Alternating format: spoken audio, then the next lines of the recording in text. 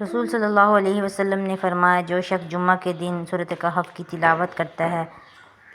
उस जुम्मा से लेकर अगले जुम्मा तक उसके लिए नूर जगमगाता रहता है। तिलावत सूरत कहफ। अऊज़ु बिल्लाहि मिनश शैतानिर रजीम। बिस्मिल्लाहिर रहमानिर रहीम। अल्हम्दुलिल्लाहिल्लज़ी अंज़ला अला अब्दिहिल किताब व लम यजअल लहू इवजा क़य्यिमन लियुनज़िरा बअसन शदीदन मिन लदुन्हु व युबश्शिरल मुमिनीन الذين يعملون الصالحات أن لهم أجرا حسنا ماكثين فيه أبدا وينذر الذين قالوا اتخذ الله ولدا ما لهم به من علم ولا لآبائهم كبرت كلمات تخرج من أفواههم إن يقولون إلا كذبا فلعلك باخع نفسك على آثارهم إن لم يؤمنوا بهذا الحديث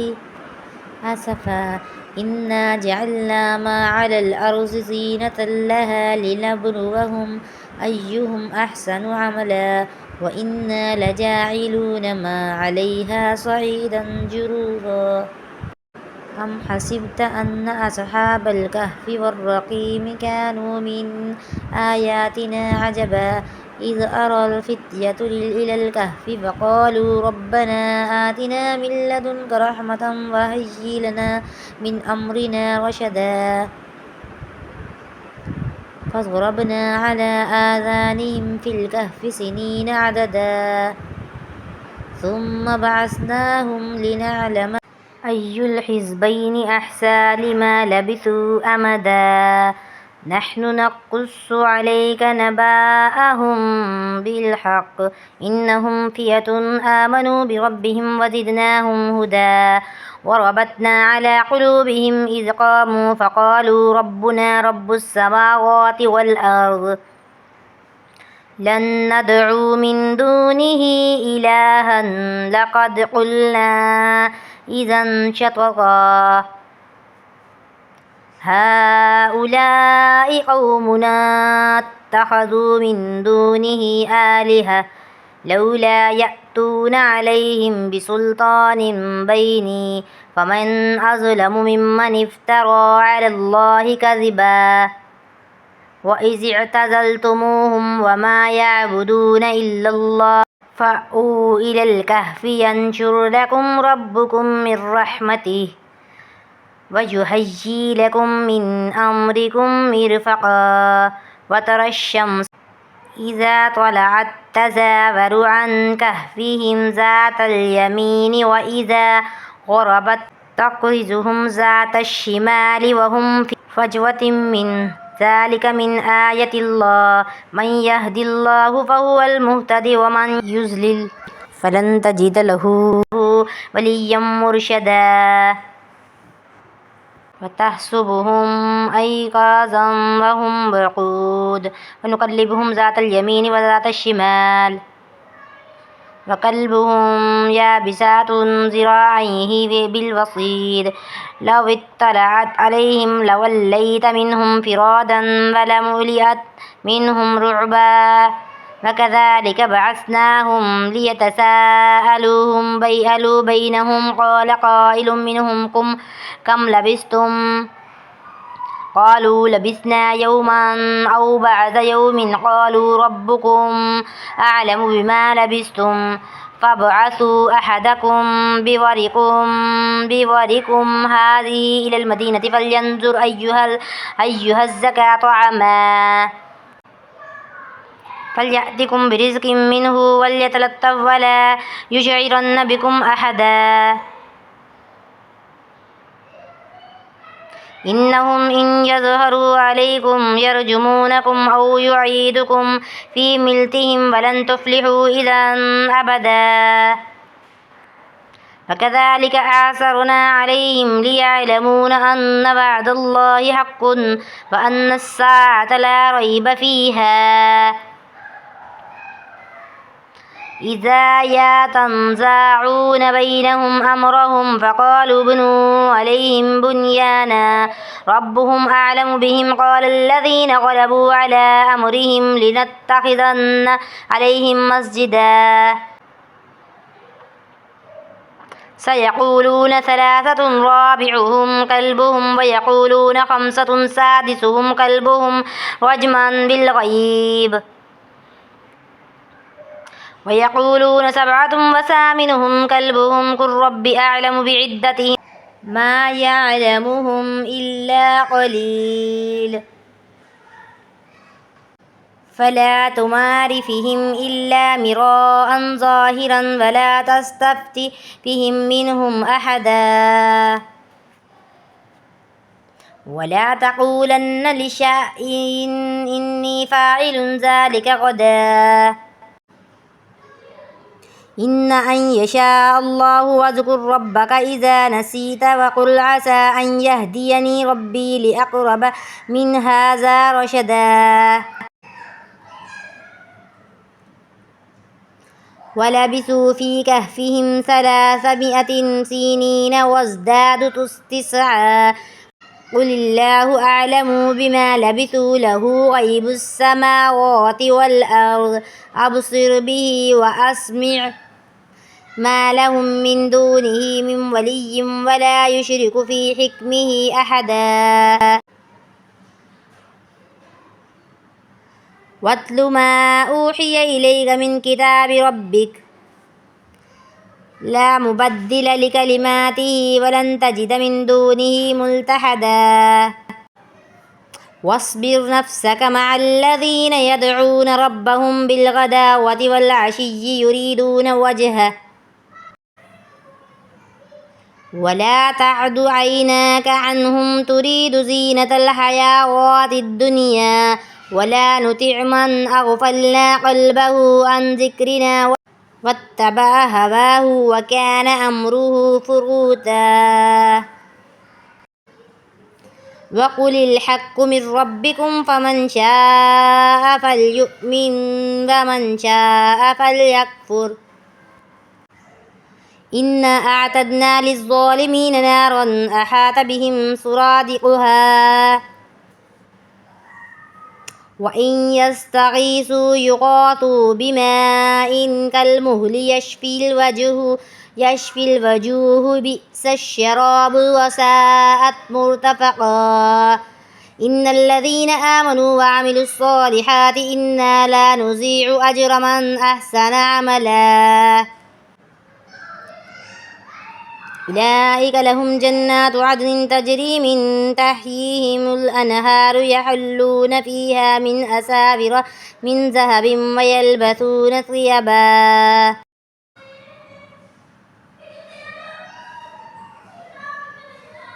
خضرا من سندس وإستبرق متكئين فيها على الثواب وحسنت مرتفقا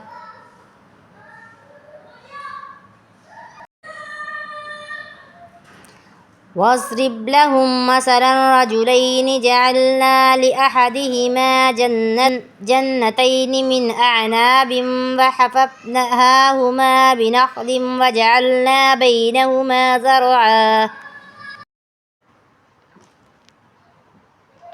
كلتا الجنتين آتت أكلها ولم تظلم منه شيئا وفجرنا خلالهما نهرا وكان له ثمر فقال لصاحبه وهو يحاوره أنا أكثر منك مالا وأعز نفرا ودخل جنته وهو ظالم لنفسه قال ما أظن أن تبيد هذه أبدا وما أظن الساعة قائمة ولئن رددت إلى ربي لأجدن خيرا منها منقلبا قال له صاحبه وهو يحاوره أكفرت بالذي خلقك من تراب ثم من نطفة ثم سواك رجلا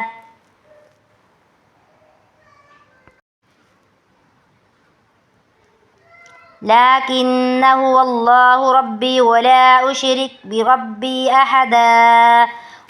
ولولا إذا دخلت جنتك قلت ما شاء الله لا قوة إلا بالله إن ترني أنا أقل منك مالا وولدا فعسى ربي أن يؤتيني خيرا من جنتك ويرسل عليها حسبانا من السماء فتصبح صعيدا زلقا أو يصبح ماؤها غورا فلن تستطيع له طلبا فأحيط بثمره فأصبح يقلب كفيه على ما أنفق فيها وهي خاوية على عروشها ويقول يا ليتني لم أشرك بربي أحدا ولم تكن له فئة ينصرونه من دون الله وما كان منتصرا هنالك الولاية لله الحق هو خير ثوابا وخير عقبا واضرب لهم مثل الحياة الدنيا كماء أنزلته من السماء فاختلط به نبات الأرض فأصبح هشيما تذروه الرياح وكان الله على كل شيء مقتدرا المال والبنون زينة الحياة الدنيا والباقيات الصالحات خير عند ربك ثوابا وخير أملا ويوم نسير الجبال وترى الأرض بارزة وحشرناهم فلم نغادر منهم أحدا وعرضوا على ربك صفا لقد جئتمونا كما خلقناكم أول مرة بل زعمتم أن لن نجعل لكم موعدا ووزع الكتاب فترى المجرمين مشفقين مما فيه ويقولون يا ويلتنا ما لهذا الكتاب لا يغادر صغيرة ولا كبيرة إلا أحصاها ووجدوا ما عملوا حاضرا ولا يظلم ربك أحدا فإذا قلنا للملائكة اسجدوا لآدم فسجدوا إلا إبليس كان من الجن ففسق عن أمر ربه أفتتخذونه وذريته أولياء من دون وهم لكم عدو بئس للظالمين بدلا أشهدتهم خلق السماوات والأرض ولا خلق أنفسهم وما كنت متخذ المضلين عضدا ويوم يقول نادوا شركائي الذين زعمتم فدعوهم فلم يستحيوا لهم وجعلنا بينهم موبقا ورأى المجرمون النار فظنوا أنهم مواقعها ولم يجدوا عنها مصرفا ولقد صرفنا في هذا القرآن للناس من كل مثل وكان الإنسان أكثر شيء جدلا وما منع الناس أن يؤمنوا إذ جاءهم الهدى ويستغفروا ربهم إلا أن تأتيهم سنة الأولين أو يأتيهم العذاب قبلا وما نرسل المرسلين إلا مبشرين ومنذرين ويجادل الذين كفروا بالباطل ليدحضوا به الحق واتخذوا آياتي وما أنذروا هزوا ومن أظلم ممن ذكر بآيات ربه فأعرض عنها ونسي ما قدمت يداه إنا جعلنا على قلوبهم أكنة أن يفقهوه وفي آذانهم وقرا وإن تدعهم إلى الهدايا فلن يهتدوا إذا أبدا وربك الغفور ذو الرحمة لو يؤاخذهم بما كسبوا لعجل لهم العذاب بل لهم موعد لن يجدوا من دونه موئلا وتلك القرى أهلكناهم لما ظلموا وجعلنا لمهلكهم موعدا وإذ قال موسى لفتاه لا أبرح حتى أبلغ مجمع البحرين أو أمضي حقبا فلما بلغ مجمع بينهما نسي حوتهما فاتخذ سبيله في البحر سربا ولما جاوز قال لفتاه آتنا غداءنا لقد لقينا من سفرنا هذا نصبا قال أرأيت إذ أوينا إلى الصخرة فإني نسيت الحوت وما أنسانه إلا الشيطان أن أذكره واتخذ سبيله في البحر عجبا قال ذلك ما كنا نبغي فارتد على آثارهما قصصا فوجد عبدا من عبادنا آتيناه رحمة من عندنا وعلمناه من لدنا علما قال له موسى هل أتبعك على أن تعلمني مما علمت رشدا قال إنك لن تستطيع معي صبرا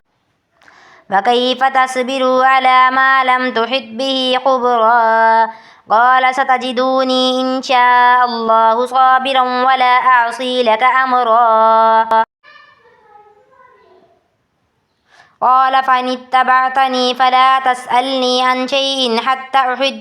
أحدث لك منه ذكرا فانطلقا حتى إذا ركب في السفينة خرقها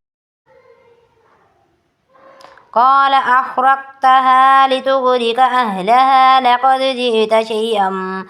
إمرا قال ألم أقل إنك لن تستطيع معي صبرا قال لا تؤاخذني بما نسيت ولا ترهقني من أمري عسرا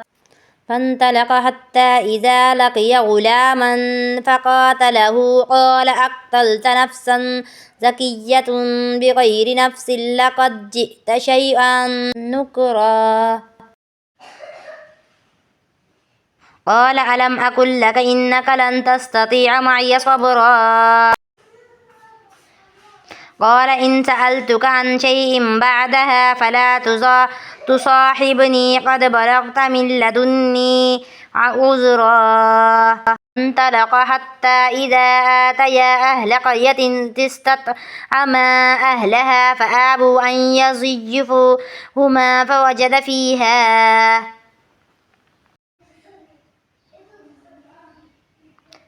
جدارا يريد أن ينقض فأقامه قال لو شئت لاتخذت عليه أجرا قال هذا فراق بيني وبينك سأنبئك بتأويل ما لم يستطع عليه صبرا أما السفينة فكانت لمساكين يعملون في البحر فأردت أن أعيبها وكان وراءهم مالك يأخذ كل سفينة غصبا وأما الغلام فكان أبواه مؤمنين فخشينا أن يرهقهما طغيانا وكفرا فأردنا أن يبدلهما ربهما خيرا منه زكاة وأقرب رحما. وأما الجدار فكان لغلامين يتيمين في المدينة وكان تحته كنز لهما وكان أبوهما صالحا فأراد ربك أن يبلغا أشدهما ويستخرج كنزهما رحمة من ربك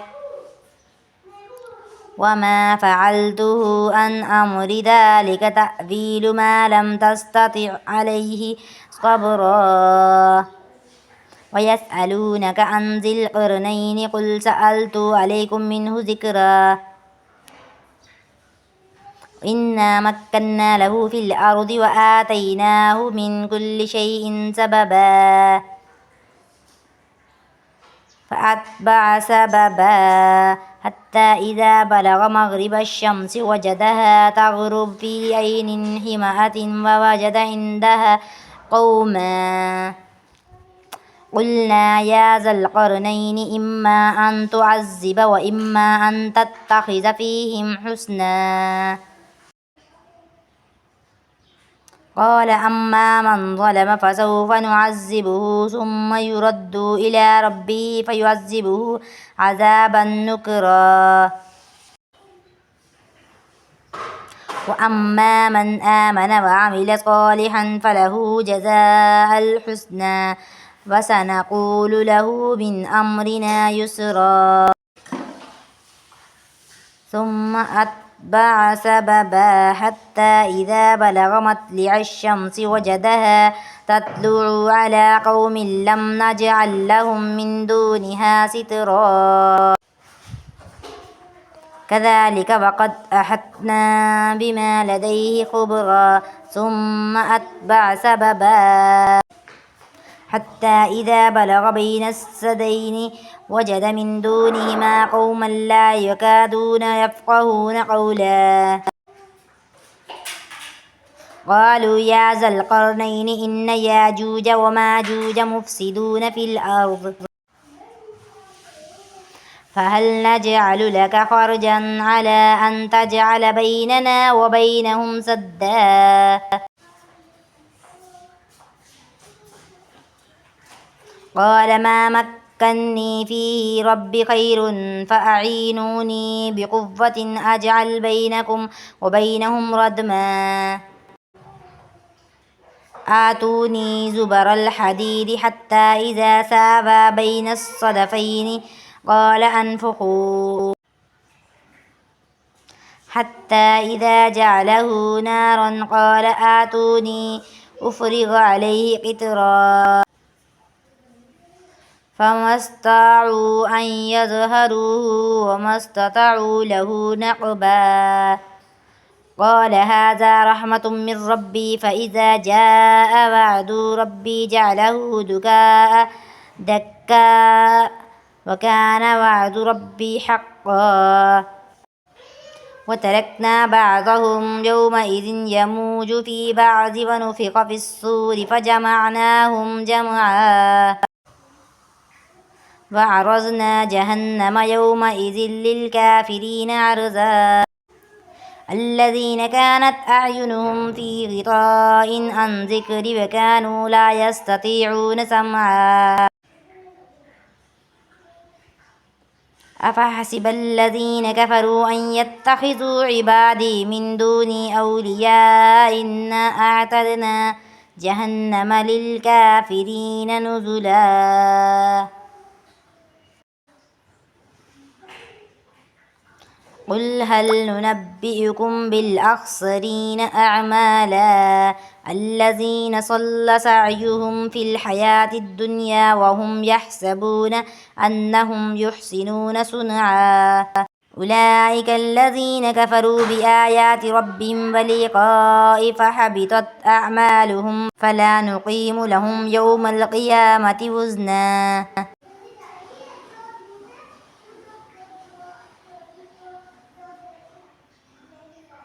ذلك جزاؤهم جهنم بما كفروا واتخذوا آياتي ورسلي هزوا. إن الذين آمنوا وعملوا الصالحات كانت لهم جنات الفردوس نزلا خالدين فيها لا يبغون عنها حولا قل لو كان البحر مدادا لكلمات ربي لنفد البحر قبل أن تنفد كلمات ربي ولو جئنا بمثله مددا